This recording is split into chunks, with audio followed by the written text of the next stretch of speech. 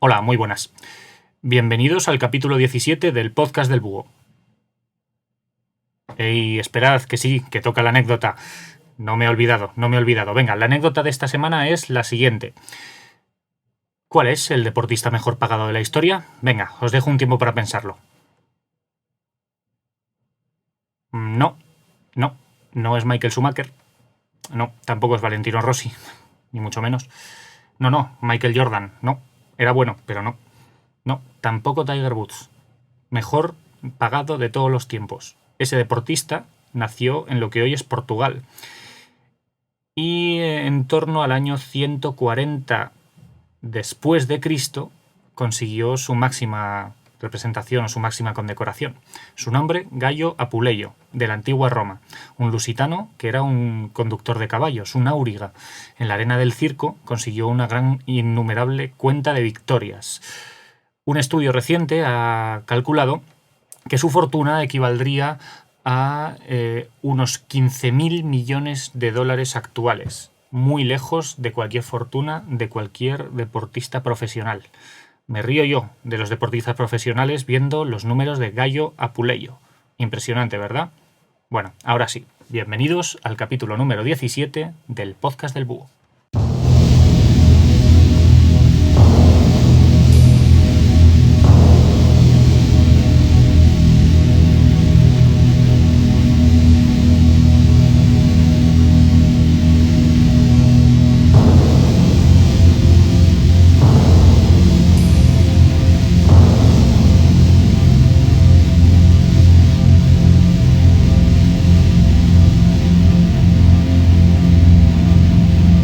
Viajamos en el espacio y en el tiempo hasta la ciudad de Praga del siglo XVI. En esta oscura ciudad, lejana todavía de los tiempos esplendorosos que están por venir, vive, o quizá habita, un ser monstruoso, hecho de arcilla y animado gracias a los conjuros de un rabino judío. Es el Golem de Praga, un ser que ha dado millones y millones y millones de palabras, de leyendas, de mitos, y que se basa en el imaginario, en la mitología judía. Vamos pues a conocer los pormenores de esta leyenda tan curiosa y tan popular.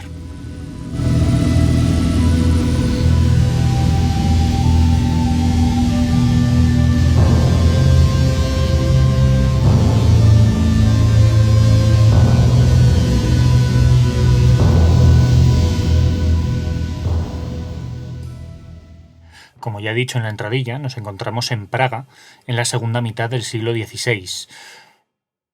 Praga es la capital del Reino de Bohemia, un esplendoroso reino medieval que desde la Edad Media ha venido un poco de capa caída hasta la época que nos encontramos, la segunda mitad del siglo XVI. Por eso el Reino de Bohemia ha cambiado de manos. En la dinastía de los Habsburgo, a la que pertenecía Carlos V, Felipe II y todos los Austrias que reinaron en España, se han apoderado de la ciudad.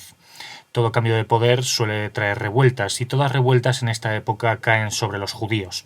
Los guetos judíos de la ciudad de Praga, como siempre, sufren los pogroms o progromos.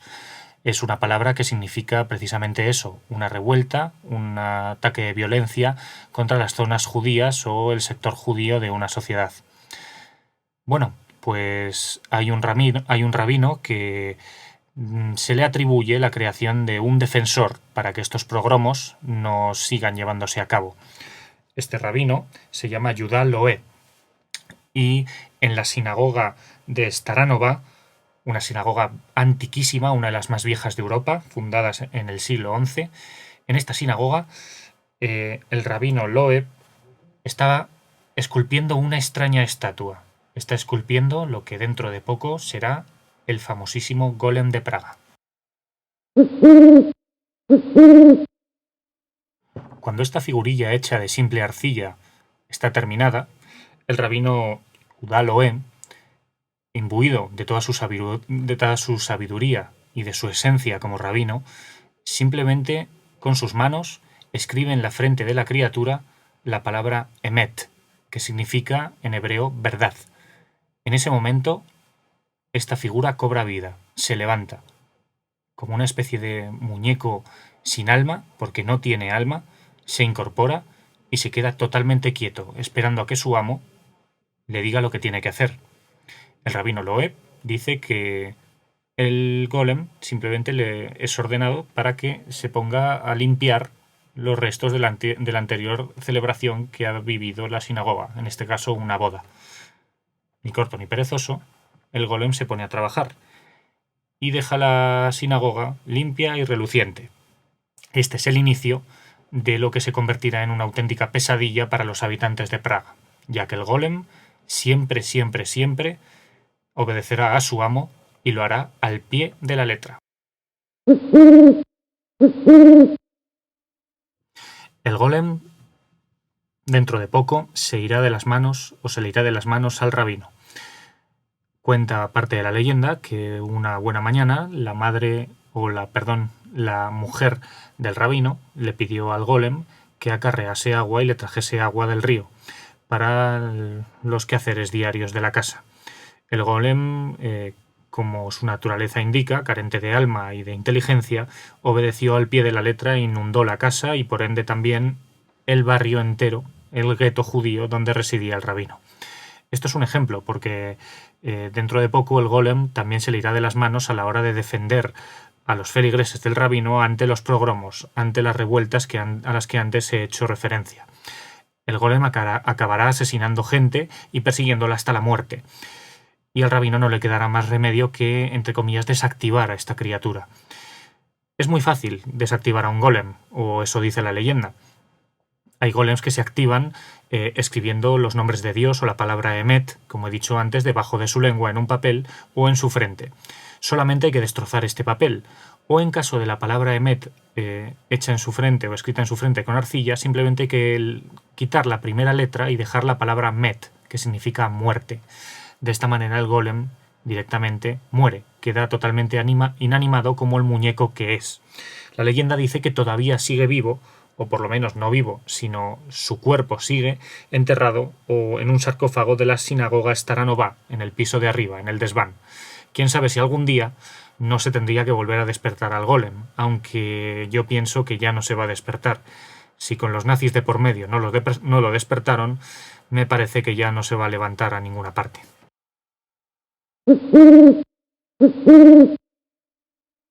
Esta que acabo de narrar es solo una de las numerosas historias que contiene la mística o la tradición lírica judía dentro del imaginario de esta cultura. La verdad es que, sin ninguna duda, es la más famosa gracias a la novela a la que antes he citado, titulada El Golem y publicada en 1915. En cualquier caso, queda claro que esta historia, esta leyenda, refleja una realidad, la realidad de un pueblo que ha sido oprimido a lo largo de los tiempos por todas las civilizaciones con las que se ha topado y que han sometido al pueblo de los judíos. Los judíos han sido un pueblo itinerante, un pueblo que ha emigrado, y ha habido judíos prácticamente en todos los rincones de Europa y también en el norte de África. Allá donde ha habido una ciudad, allí se han concentrado los judíos, porque era una cultura eminentemente urbana.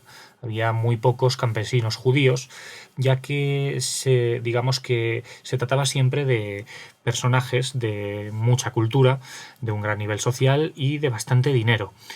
Hay que decir que los judíos no se sabe exactamente de dónde les viene esta mala suerte o este malfario que parece que siempre les ha perseguido allá donde han ido.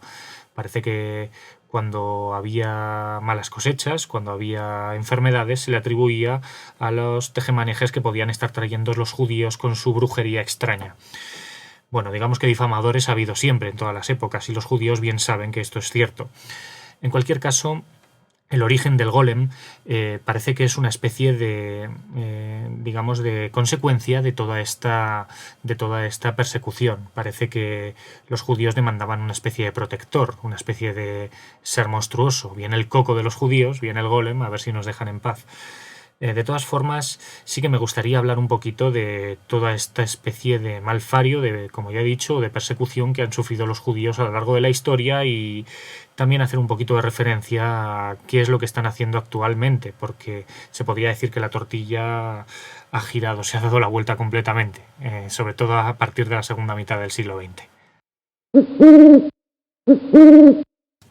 Hay que tener en cuenta que por lo menos en la Edad Media los judíos se dedicaban a realizar algo que nadie quería hacer.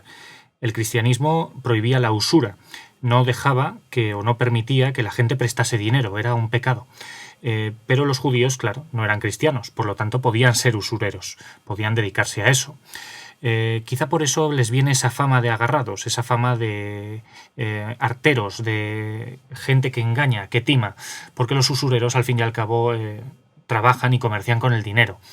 Es un poco curioso que los judíos al fin y al cabo se adaptaron a lo que podían hacer, en este caso la usura, y que esa imposibilidad o esa posibilidad que les brindó el mercado cristiano, que no podía tener usureros, se acabó convirtiendo también en su cruz, ya que los usureros estaban mal vistos por los cristianos. Por lo tanto, la pescadilla que se muerde la cola. Los judíos, que eran diferentes, hacían el trabajo que nadie quería, que a su vez les hacía engendrar mala fama. Pero bueno, muchos reyes a lo largo de la historia de la humanidad han recurrido a ellos para recibir los préstamos. Sin ir más lejos, los reyes católicos expulsaron a los judíos después de haber tenido unos cuantos consejeros de esta religión. Y con consejeros me refiero a prestamistas también. Sin ir más lejos, otros muchos reyes, tampoco voy a ponerme a decir reyes, pero otros muchos reyes tuvieron prestamistas judíos, consejeros judíos de este origen, que digamos que tuvieron este haber en su historia, el haber prestado dinero y el haber tenido que recuperarlo, lo cual pues les daba sin ninguna duda mala fama. Seguramente que la persona a la que le debes dinero tendrá mala fama en tu mente, no cabe duda. Y los judíos han sufrido esto a lo largo de toda su historia, por lo menos en la Edad Media y años sucesivos. Ya te estamos encontrando un motivo por el cual los judíos tenían que empezar a caer mal a la gente, ¿verdad? Y llegó el siglo XX, un siglo XX en el que todo se multiplicó por 10. Se multiplicó por 10 las desigualdades, se multiplicaron por 10 la calidad de vida de los poderosos y de los países del primer mundo, se multiplicaron por 10 las comunicaciones, se multiplicaron por 10 las armas, la destrucción de estas armas, se multiplicó por 10 el odio, todo se multiplicó por 10 en el siglo XX y los judíos fueron víctimas de esta especie de vorágine que vivió la humanidad con este avance tecnológico desmesurado. En cualquier caso, las guerras se cebaron especialmente con ellos. ¿Qué decir de la Segunda Guerra Mundial o qué decir de las revueltas y de las, purgas que hubo en la Unión Soviética, que también las hubo, del pueblo judío? Es por esto que el afán o el carácter victimista de los judíos se aumentó en el siglo XX y también se multiplicó por 10.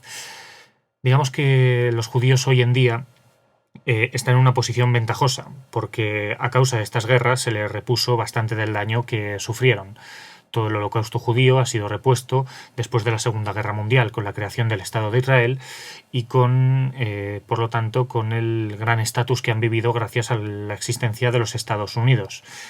Voy a decir una frase lapidaria. Hoy los judíos no necesitan a un golem, tienen a Estados Unidos, porque hoy en día, como siempre, las guerras siempre dejan cadáveres en el armario. Y el Estado de Israel es un cadáver muy grande en el armario de mucha gente.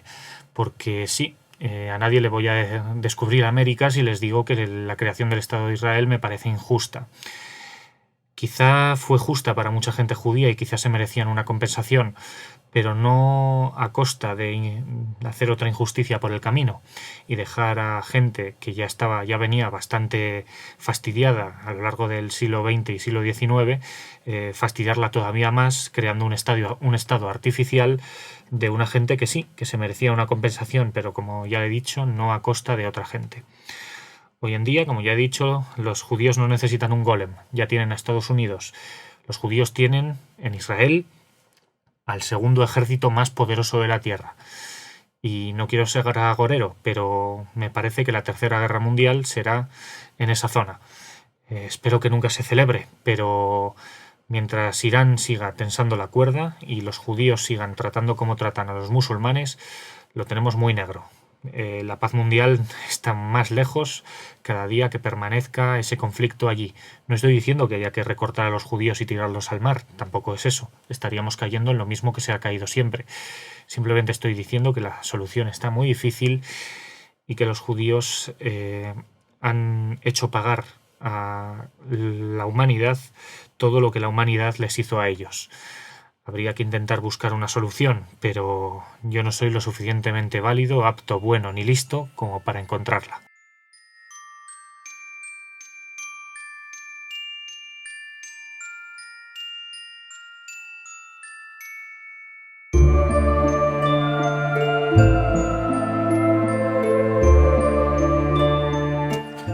Bueno, hasta aquí hemos llegado hoy. Ha sido un poco corto, pero también ha sido un capítulo con bastantes problemas. Si habéis oído ruidos de fondo, bueno, dar gracias a mis vecinos y a mis conciudadanos. En cualquier caso, espero que lo hayáis disfrutado y sabed que me podéis encontrar en Twitter. Mi usuario es _Jorge_. Ya lo sé, muy original. Por otro lado, también hay un grupo de Facebook que tengo que mejorar, porque la verdad es que no lo toco. Y por otro lado, nada más, deciros que sí, estaré junto con mi coleguita Roberto, al que ya mencioné en el podcast pasado, en las jornadas de podcasting de Barcelona, que si no recuerdo mal se celebran el 29, 30 y 31 de octubre de este año 2010 en el que nos encontramos.